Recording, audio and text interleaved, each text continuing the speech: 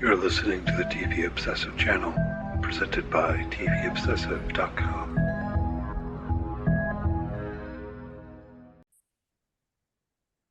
Hello, welcome back to episode 85, our second episode of the week, the TV Obsessive podcast. My name is Ryan Kirksey, writer and contributor for TVObsessive.com, and joined by Cameron Crane, executive editor for the site. I guess today is sort of Apple TV Plus Day. It should be a national holiday or something. They're all the talk right now. January 17th, 2025, Apple TV Plus Day. Okay. We got the season premiere of Severance. We recorded the podcast on that, which is already out and published. People may have listened to if you haven't as of yet.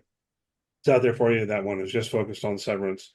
What we're going to do moving forward from here is talk about Severance week to week. But we've got Silo to wrap up. So we've also got the season 2 finale, which we're going to focus on the latter part of the pod today. First, as per usual, we'll talk a bit about what we've been watching, and what's been in the news and so on. We already mentioned Severance. You want any more you want to say on Severance? Not not too much, just that the past 3 or 4 days have kind of been immersed in these two shows. Obviously, I don't actually recall the exact time that the finale of Silo came out. Severance they released Thursday night, which they have traditionally done for some of these shows, premieres and finales and things. But no, my past 3 or 4 days has basically been nothing but catching up on and writing about Silo and diving into Severance with you. So that's really been my whole time. Yeah, I've been getting pretty immersed as well, doing the Severance rewatch, writing on the first episode and then also doing the pod with you. And there's so much stuff around it as well in terms of podcasts and YouTube channels. And so I'm really glad we have Severance back. Looking forward to talking about the season with you week to week. Similarly, the only other thing that I have really is the Traders. We got a new episode of the Traders. We don't need to make this a weekly thing where we talk about the Traders. We could, but since we're avoiding spoilers, it would be particularly like kind of, oh, you're not time for this week's oblique comments about the Traders.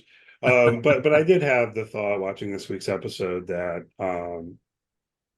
I kind of had some mild complaints last week in a certain way about how the season was going and Yeah. kind of feeling like there wasn't enough kind of interesting strategy going on and so on and so forth. And I think we're past that, right? I think with this week's episode, all right, I'm in. I don't know if you watched this week yet. Okay, I'm glad you brought this up because I was going to say something about Traders, regardless of what you had brought up, but I've not watched it yet. Last night I was writing up Silo, so I've not seen the episode yet. I'll check it out this weekend. However, as I was just scrolling through social media last night, I saw a TV critic and podcaster say something about the show that was like, "Oh, this part of Traders, it was just like Survivor 2004 season." And I thought, "Oh, great. I don't really, know, nor do I care." So I'm glad to hear your perspective that it sort of gets beyond the ooh, remember that relationship they had 15 years ago on this reality show and moving into other territory? Because I sort of got bummed when I saw that comment. Okay, yeah, I mean, I haven't seen that Survivor, so I just be guessing. I have no idea what they're referring to. I mean, it does still, I can see it, right? Like, this season so far does have maybe a little bit more of a Survivor dynamic because I've seen some Survivor, right? Like, I'm Mhm. aware of how the show works. With the key difference in my mind being that there it's just kind of all interpersonal dynamics leading to backstabbing. Whereas the Traders has the conceit of, okay, well, they have to murder someone every night. Who's it going to be? And then they're trying to Yeah. figure out who the Traders are. Um, but at least there was strategic maneuvering going on with this in a way that I did find compelling, and I think it sets some stuff up moving Yeah. forward. Exactly. I'm not Um, going to stop watching. I'm hooked enough that I'll certainly will keep going. Just it's good to hear that yes, there is some of the standard traders shenanigans still to come. It's interesting. We'll see. It's but they're also, I don't know if they've changed the structure at all. Because I've never watched it week to week before. but so far I'm not feeling like I've been left hanging too much. Yeah, yeah. Like I know the first season was created to binge, and Hmm. boy, is it, because you're really left out there. As I mentioned to you before, I would, when I was binging it over the summer, often watch the first 10 minutes of the next episode Yeah. before I stopped. Um, so it hasn't left me, hanging that much yet, but I'm enjoying it anyway. Maybe we'll Yeah. check in on the traders again before the season's over, but Sounds good. if people are getting sick of it, regular listeners, we won't do it every week. I promise we Yeah, won't do it every that's right. That's right. week. Some big news items, to start with the deaths, I guess, yesterday. Two big ones. So we take Bob Uecker first. I probably have more to say about David Lynch. But Bob Uecker, of course, longtime sports broad wait, sports what was broadcaster? Yeah, so he's Okay. been the radio voice. I mean, you might just want to say the voice of the Milwaukee Brewers for Yeah. decades and decades and decades. And you probably have more to say about David Lynch. I probably have more to say about Bob Uecker as a lifelong baseball fan. In many ways, Bob Uecker has been the face of baseball for a lot of people, whether it's Yeah. through Major League, whether it's through his just famous decades long run as, the face and voice of this team. He has, as you and I discussed before we got on here, sort of transcended that into other areas of pop culture, the Johnny Carson show, Mr. Belvedere, other things that he would do. Obviously, he was in 3 Major League movies. Just an iconic voice and comedian, and someone who was not good as a baseball player, but Yeah. turned that into an incredible career sort of inside and revolving around baseball, and passes away at age 90. Just a very, very big loss for the sport and for I guess just culture in general. Yeah, absolutely. Bob Uecker is another one of these figures where I feel like when we were younger, when I'd be vague about it, when we were kids, as it were, right? We're both about the same age. So in the 80s and into the 90s or whatever, he's another one of these figures who just kind of felt like was everywhere, Yep. and Yep. it just was known, it was a celebrity, in a way that transcended baseball. Yeah. And of course, I remember from Major League. I do remember him from Mr. Belvedere. Um, I feel like he hasn't been as prominent in the public consciousness recently. No, he's had health problems. He's obviously, and it was 90 years old, Yeah, focusing really more than anything just on his first love, which was, he still was calling every Milwaukee Brewers game. As a matter of fact, you can go, there were people posting all sorts of things about his last time calling a game, which would have been this past October when the Brewers were sort of heartbreakingly lost to the Mets in the bottom of the ninth inning of a wild card game. He sort of gets very emotional about it, maybe sensing that this was the end. It's very, I mean, it's just, it sort of puts a lump in your throat. So that's kind of all over the place. If people want to go check that out. But yeah, it's just, that's been his focus, as much as he was able to do it health wise the past few years. yeah, makes sense. So that's quite a loss, a cultural loss, and yeah. Then David Lynch, same day, later in the day, and that one hit me way harder Hmm. personally. I mean, if it weren't for David Lynch, TVObsessive.com wouldn't exist. We wouldn't be doing this podcast right now. Um, my first entry into writing on television or anything was with Twin Peaks. Um, uh, Words fail. I Yeah. don't even know really what else to say. Yeah. I mean, just I saw a good comment from someone that said it's not often that you can just turn their name into a descriptor or an adjective. And he became, Lynchian has become a way to describe the imaginative and the surreal, and just an incredible figure who's yeah, the loss will be felt very hard, I think, in the industry. Yeah, and I mean, I think I don't know. You mentioned the word Lynchian, and it's interesting because that's why I feel like I always quibble with this usage, but I do think that is one big thing. One thing that was really striking for me yesterday and into today, so I've been primarily using Blue Sky. And my feed there was just full of stuff about David Lynch, and of course, part of that's I follow a lot of TV and film critics and stuff like that, but then it was also coming from sources I might not have expected, Mm. um, but one big thing I've been thinking about there is, just how the influence, the inspiration, um, not just, not necessarily in terms of people trying to make films or TV like Lynch's films or Yeah. like Twin Peaks, but whatever similarities there might be, you'll just all over the place. People were inspired by his work, Yeah. Yeah. and and sort of the possibilities it expressed, and then also, the inspirations in terms of artists in other areas, in terms of things like film criticism and TV criticism, Yeah. Yeah. whatever you want to call it. Like that was one of the big things that I loved when Twin Peaks Return came out back in 2017 was all the stuff around it. All the people writing articles, all the people making YouTube videos, all the, I mean, Hmm. that continues. And so it's a loss. He was Yeah. 78. We known a few months ago, I think he announced that he had emphysema. Um, and then no further details about Yeah. Yeah.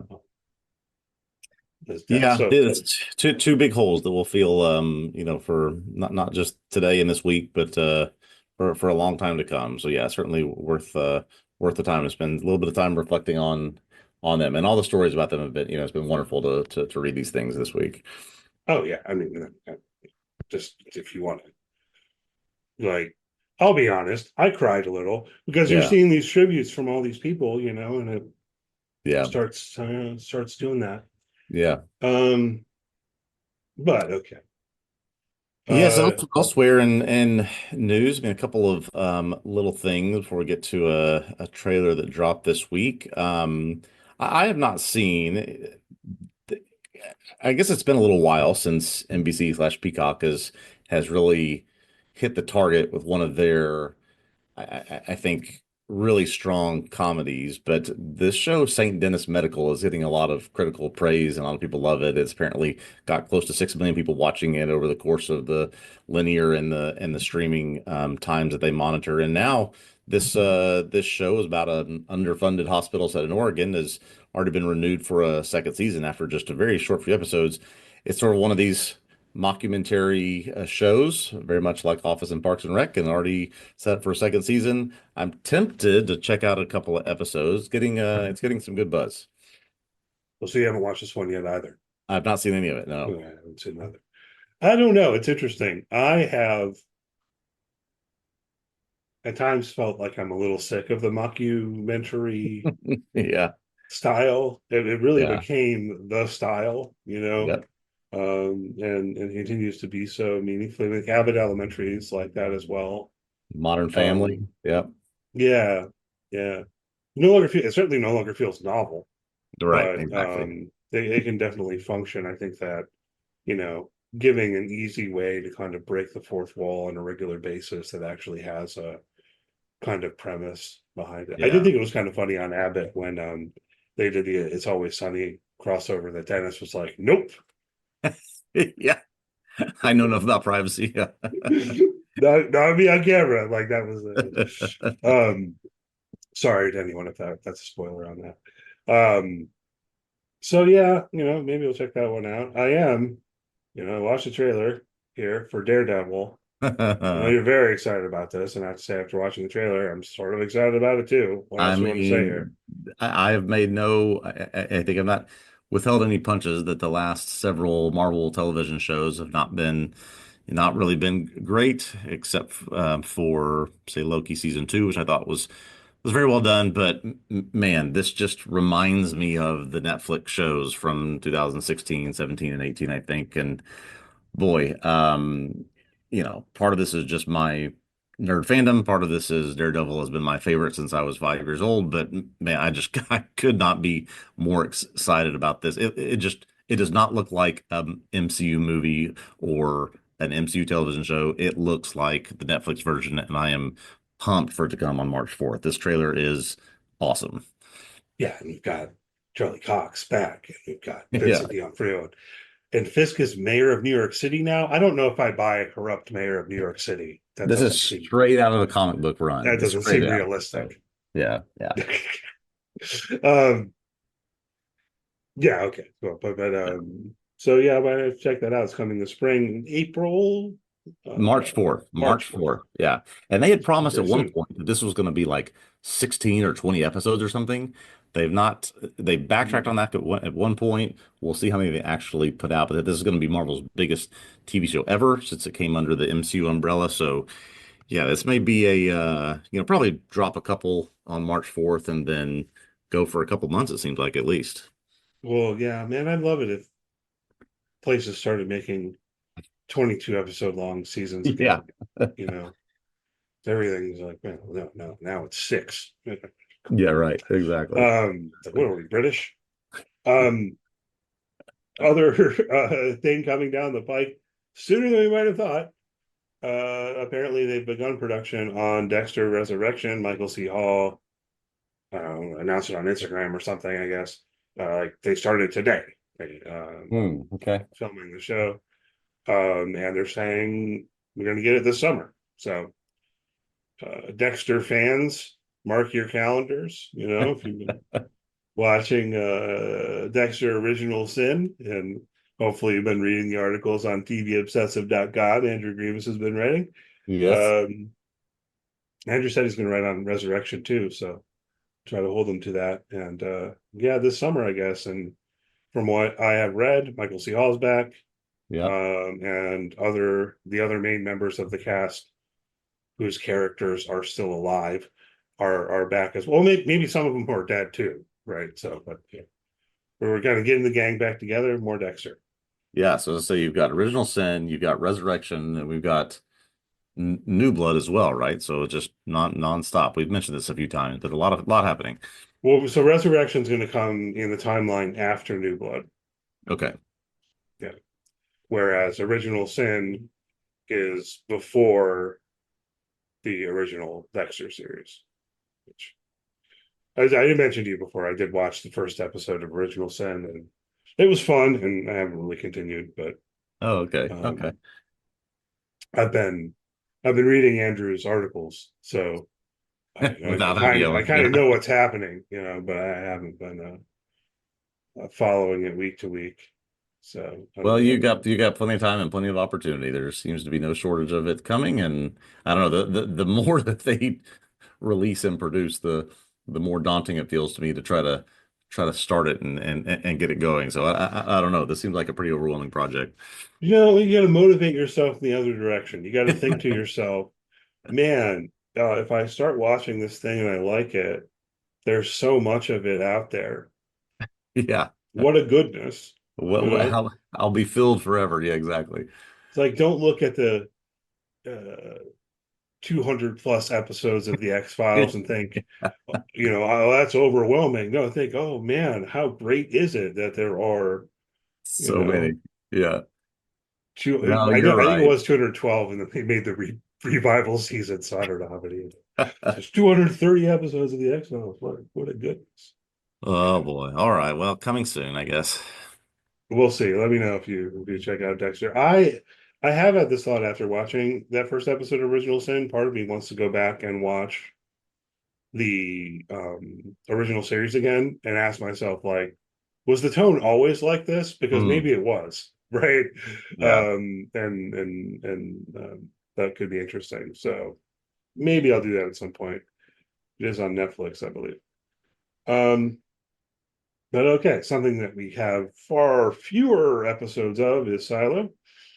We're gonna dig in on the season 2 finale, season 2, episode 10, titled Into the Fire. Spoilers will be on the table here for everything in Silo through the first 2 seasons. Not from the books. We have not read the books, at least at this point. And yeah, so we'll pop in a little bit of music here and be back in about 10 seconds.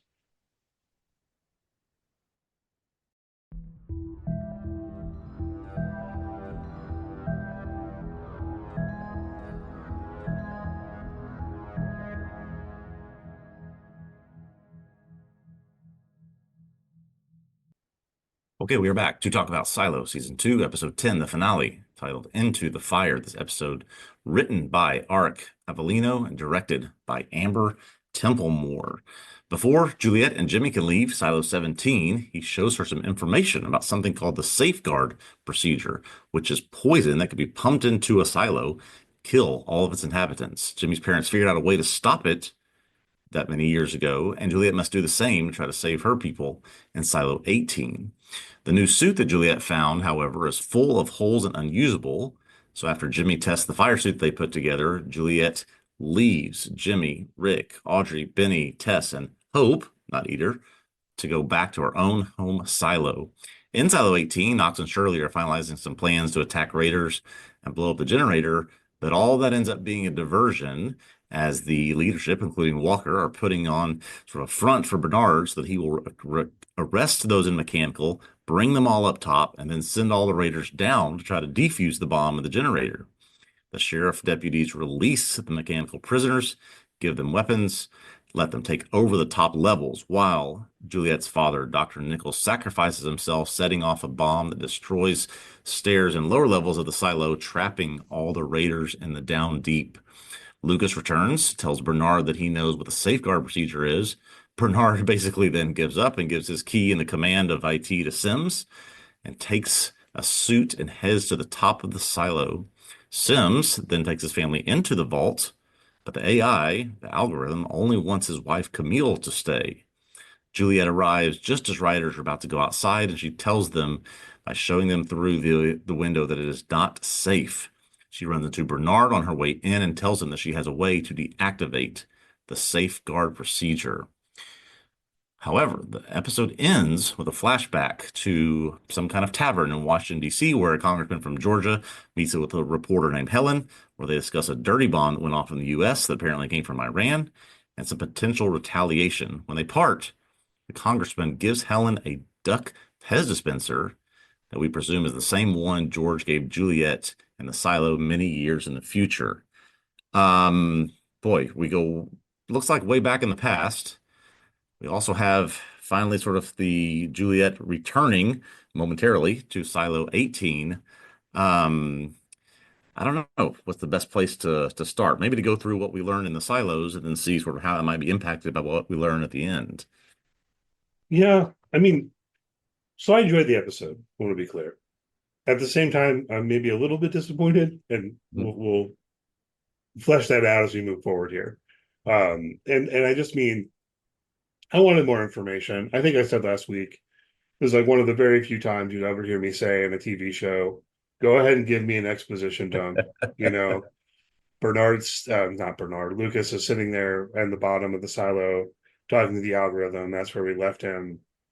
And by the time we pick up, he's, going back up, What I else will. happened down When I there? saw that, yeah, when I saw that, my first thought was, oh crap. Like they went through that whole thing and didn't show us anything. Pretty much. Um, but okay. I'm almost tempted to say, maybe we should say what we want to say about the rebellion in Silo 18 first, because I think that there's a whole lot of stuff that happens, but I don't know that it pertains to the big questions so much as everything else, as it Yeah. were. Especially when, it's hard to say it could have predicted all this. I don't think that's the point that I'm trying to make, but that we knew that something like this, we even talked about this last week, something like this would happen. There would be some way where they're able to turn the tables on Bernard. They're able to successfully rebel and whatever that looks like that they're trying to do. And then in some capacity, some people are going to try to say, all right, we're free, we're going out. And yes, lo and behold, Juliet shows up just at the right moment to keep them inside. I think that I liked the con they pull on Bernard. I haven't gone back to look and see if all of the conversations between Walker and Knox and Walker and others involved hand signals, but Yeah. sure, I'm willing to believe it. We read that correctly. I was worried for a minute as this episode starts, like, oh no, were we wrong? Yeah. About that. But then they finally make it clear with the hand signals and stuff. It's like, okay, cool. Again, I find it really interesting as a viewer, personally at least, the way that I kept feeling not even torn, but the extent to which I was rooting for Bernard, even though in terms of the people involved, I would be, I'd want to be in solidarity with Mechanical and Knox and Shirley and Walker and all of them. But what they're doing is, we know, potentially going to kill everyone in the silo. So it's a weird. I enjoy that. I actually enjoy that dynamic that the show manages to pull off. Like you have that moment where Bernard, and Tim Robbins is just great here. Mhm. He's kind of like laughing in Walker's face. He's kind of like spiking the football, like, "Oh, was something supposed to happen? No, nothing happened."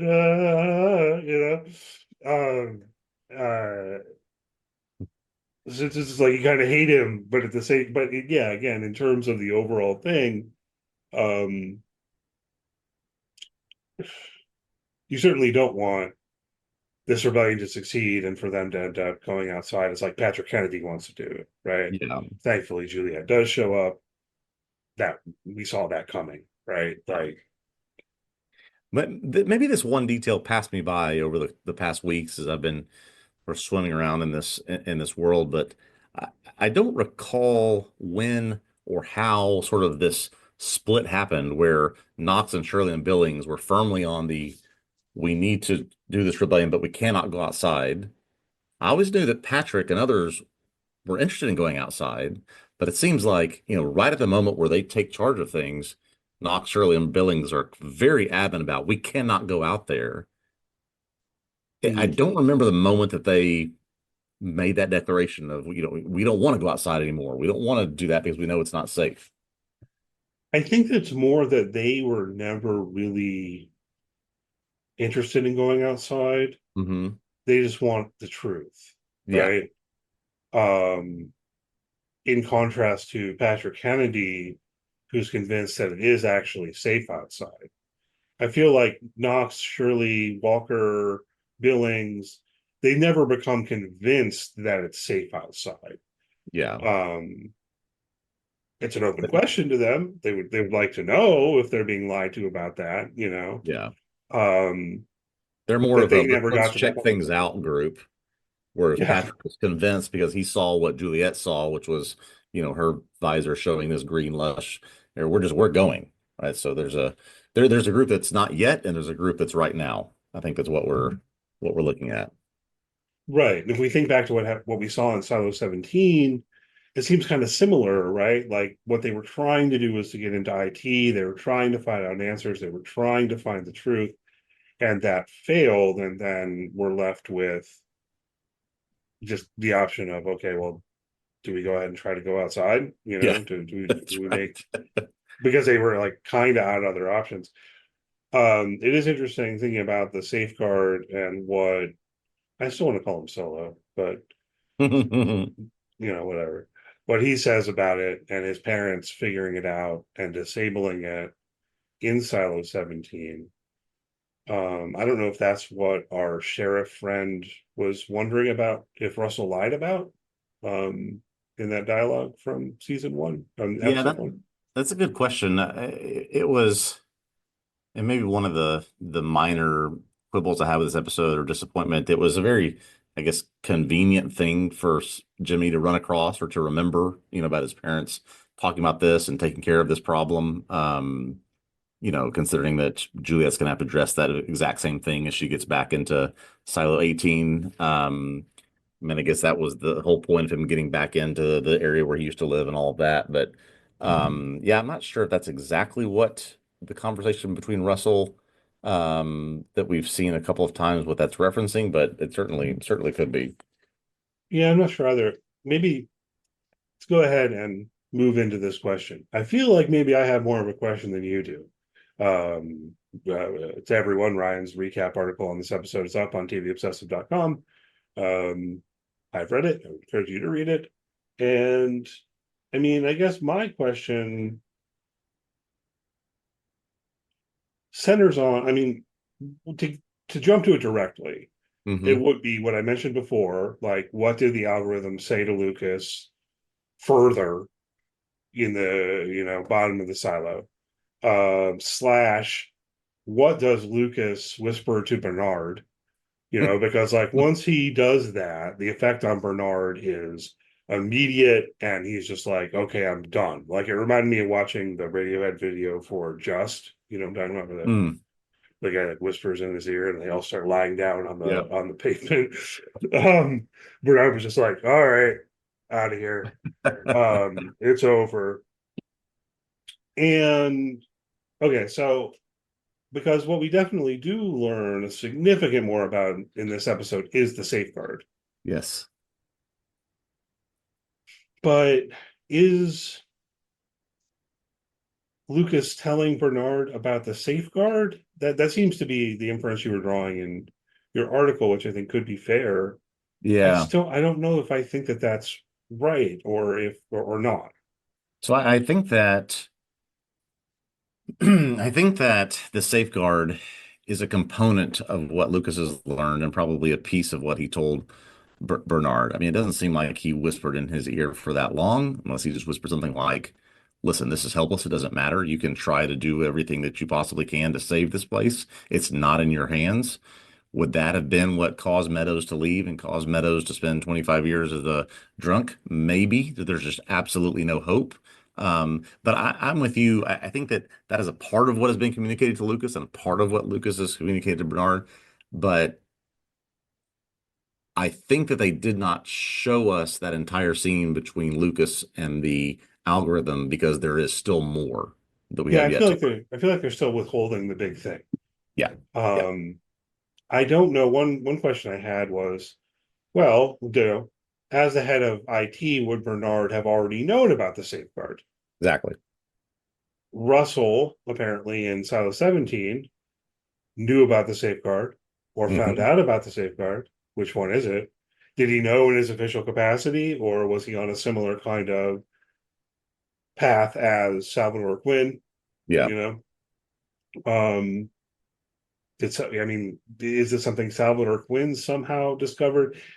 Part of what's really sticking in here is when we saw Lucas talking to the algorithm said something like, you can't tell anyone what you're about to learn, Yep. or it will activate the safeguard. Do you know what the safeguard is?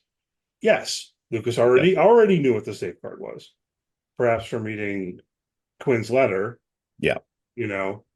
Um, so it definitely feels to me like there's something more here, Yeah. um, and that they're withholding it pretty intentionally in a way that I almost became very frustrated about.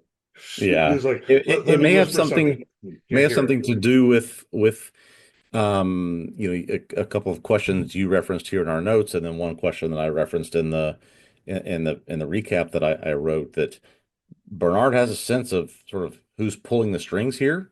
He has a sense of Yeah. who is responsible for all this or who's in charge of all this, but he doesn't know what exactly it is or as you call it, what is the game? If Salvador Quinn's message said the game is rigged, what's the game?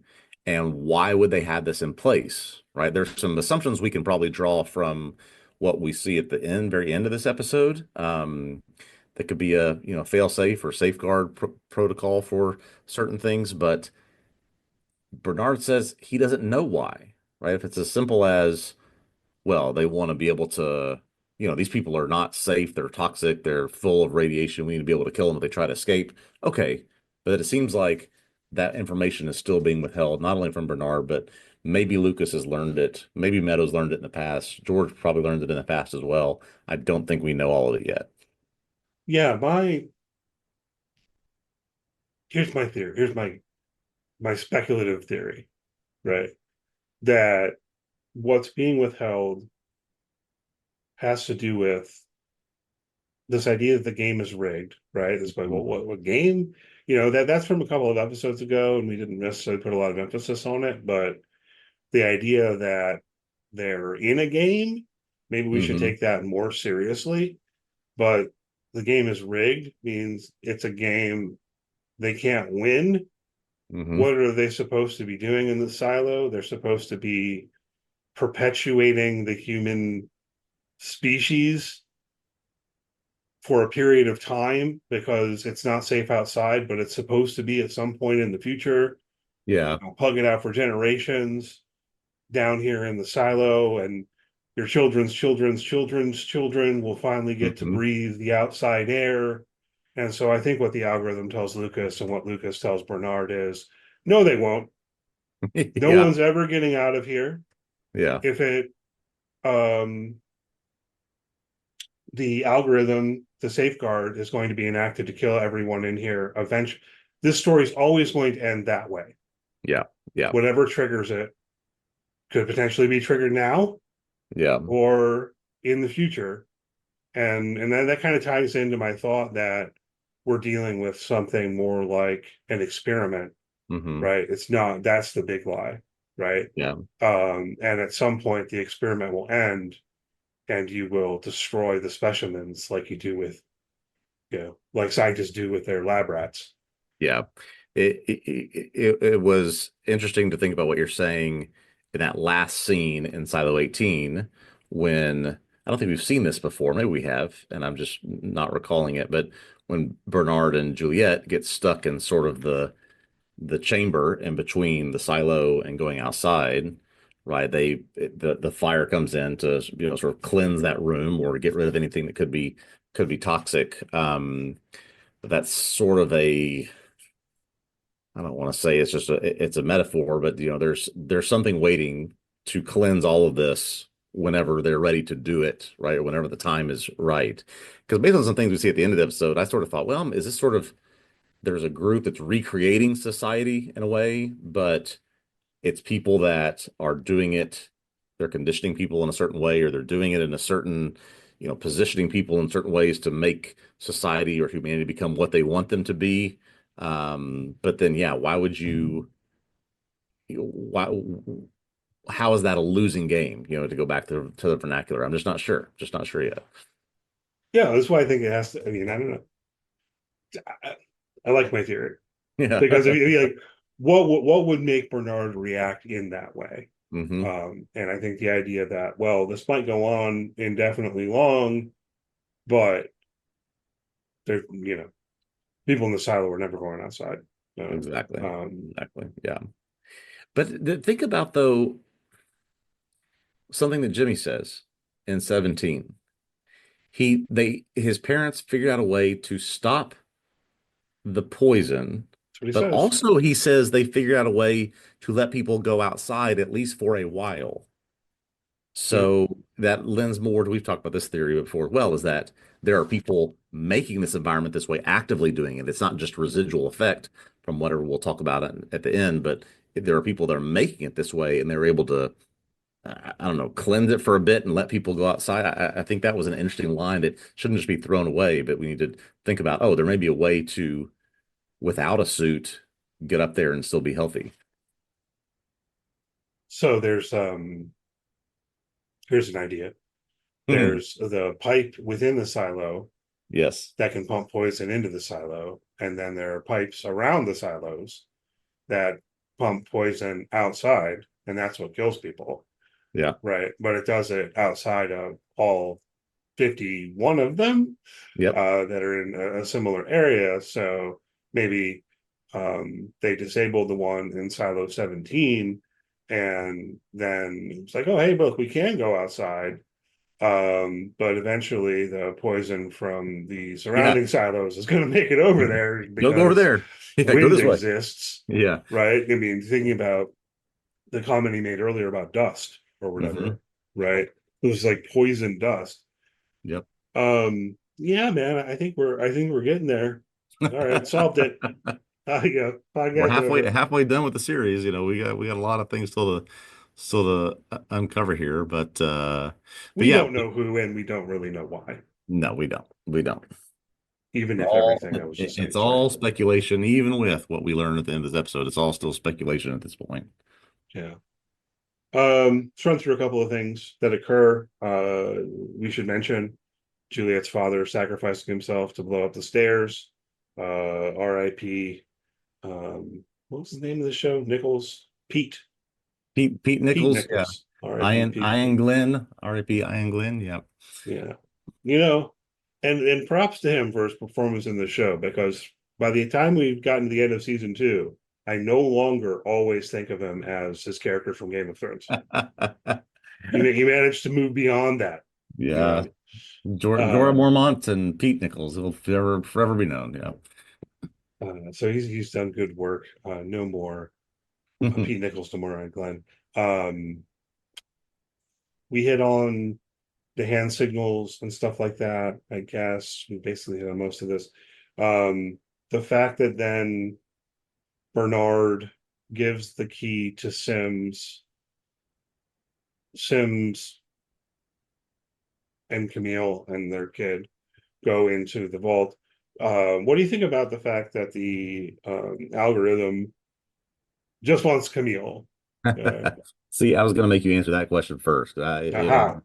I have a lot of rambling thoughts about this. I'm not sure that any of them are coherent, other than going back to something we've discussed before, that Camille always seemed to be right in the middle of things and trying to, in a sense, play both sides often. She often had the right intuition and made the right decisions.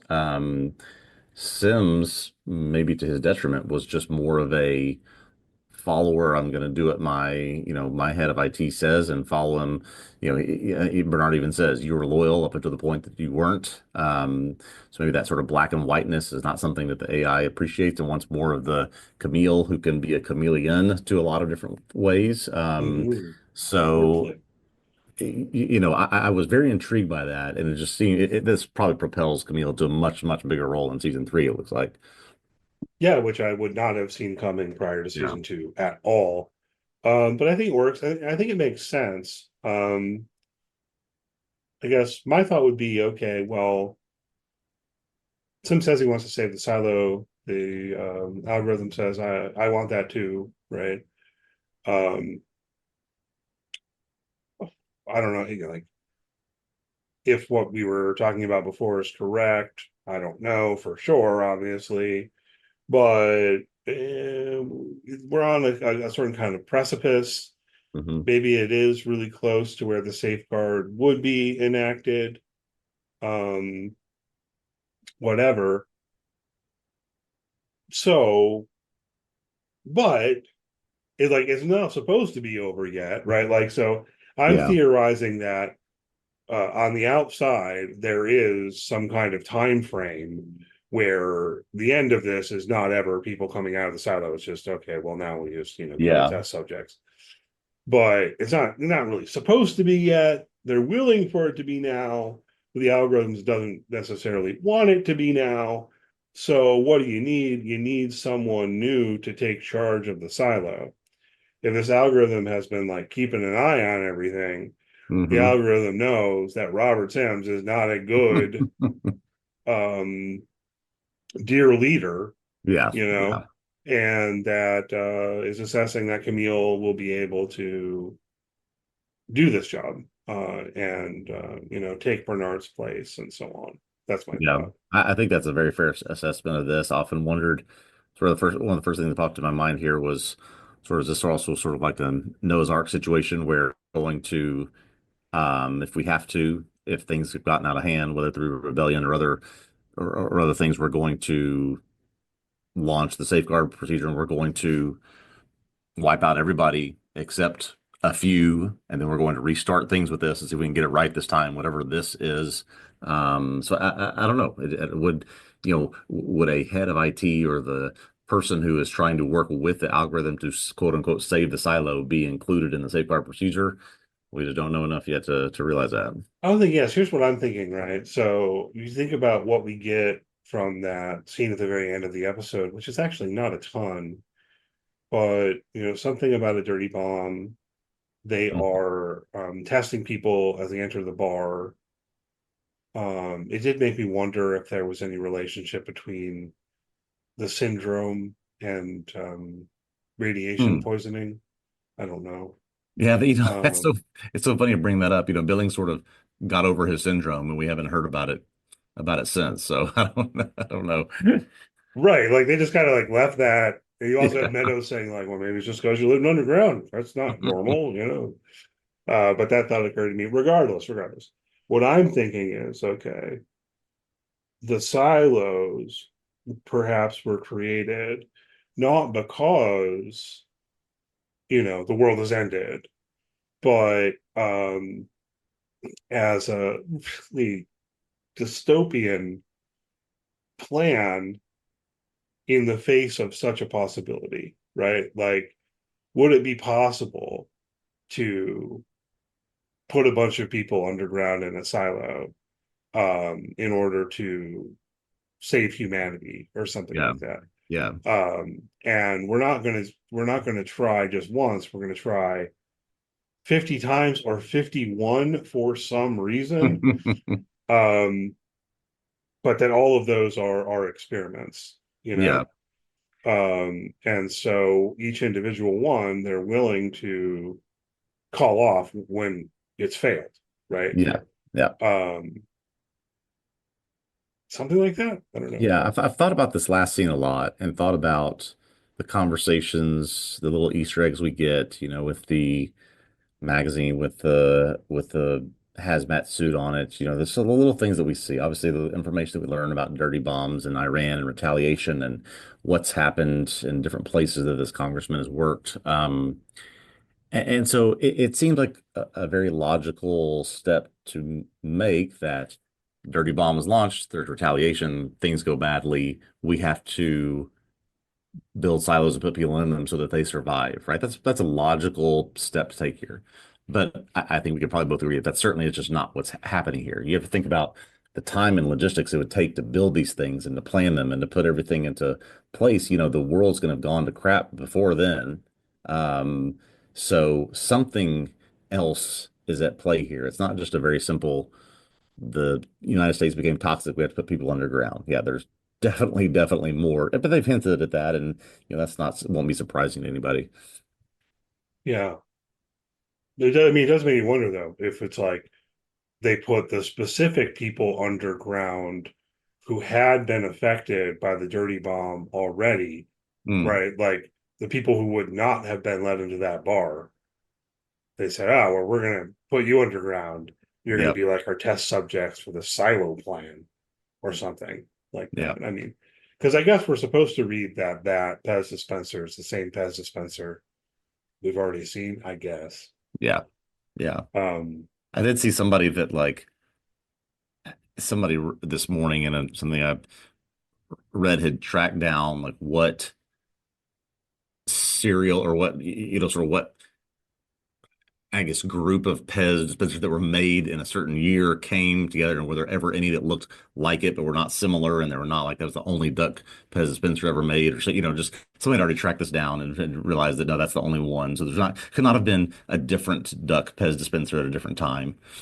well, but it's not like they only made one copy Yeah, of the Pez dispenser, is what I'm saying. You know what I'm saying?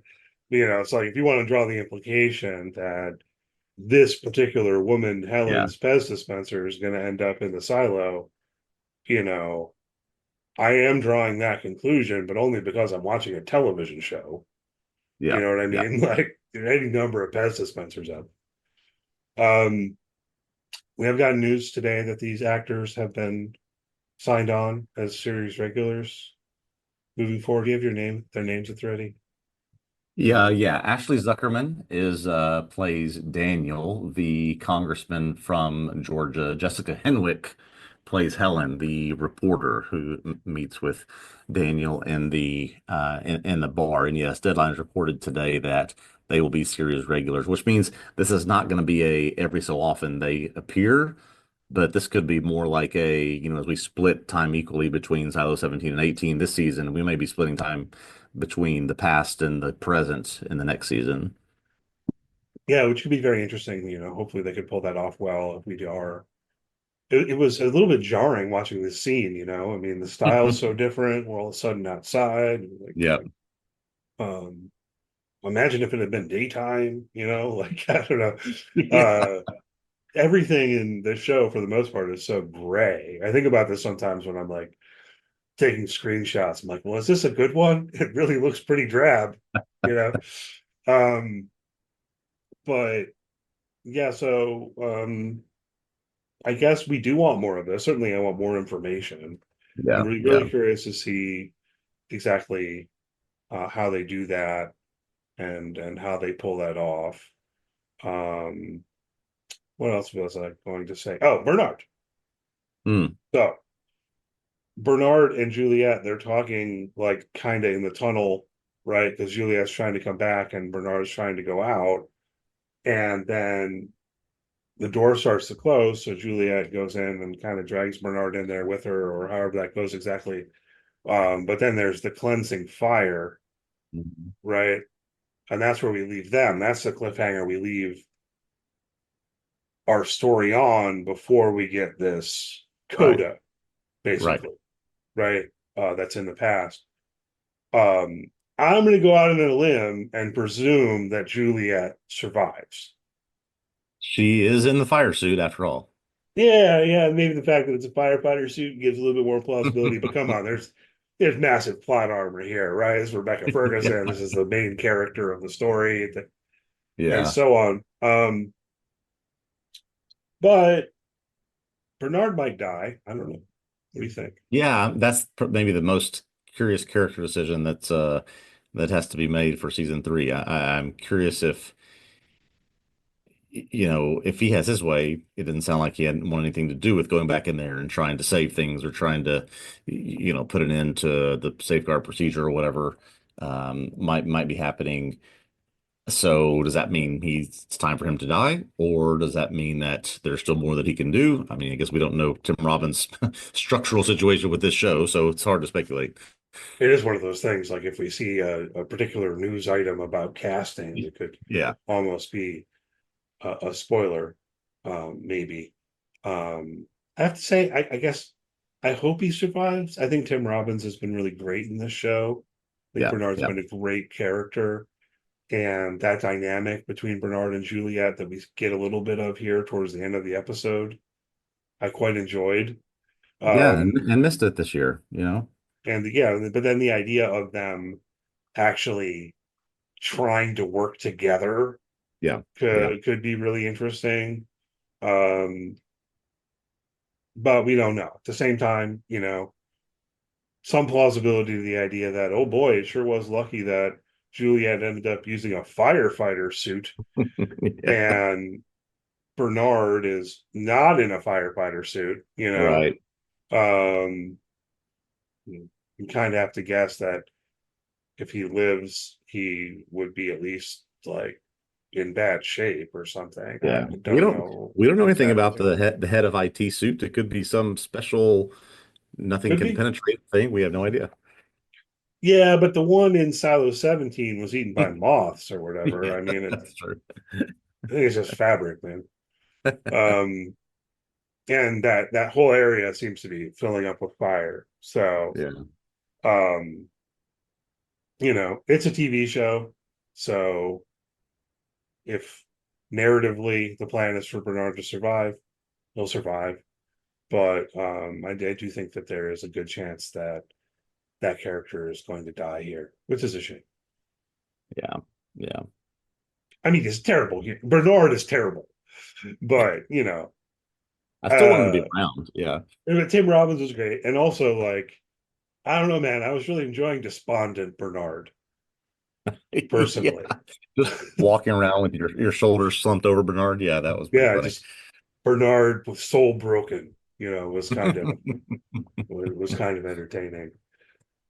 Also, okay, so who else? We don't really know if we're going to see more of the people in Silo 17.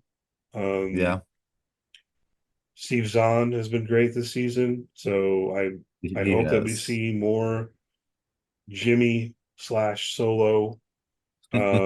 The others, to be honest, I don't care that much. Yeah, But I'm not trying to be harsh about it, but I don't really feel like the show invested me in those characters a whole lot. no. So if there's a I, way I, they I, tie into the future, fine. But if not, no.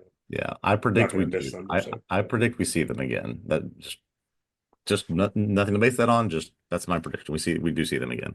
I would guess, because if you think about what we know, um, well, okay, yeah, some of this is speculative still about the safeguard and all of that. But if they really did at least disable the safeguard in Silo 17, right? And everyone's dead except for these people we've met. And the algorithm is disabled, I think, apparently. Right. We have no indications of an active Right. algorithm, you know.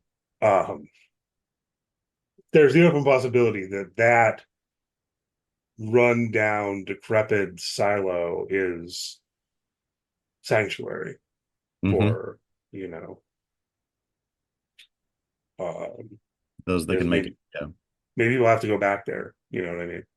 Yeah. And go from there, as it were. So, I mean, it'll be interesting to see what happens. Juliet returning to Silo 18, I would presume, has basically quelled the rebellion's attempt to go outside, at least for the moment.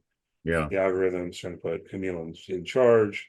I mean, look, as I said, I presume Juliet survives. We don't actually even know if she gets all the way back into the silo. She's not all the way back into the silo at this point. So, Yeah. She is close, but we will not find that out for I don't know till this time next year, maybe.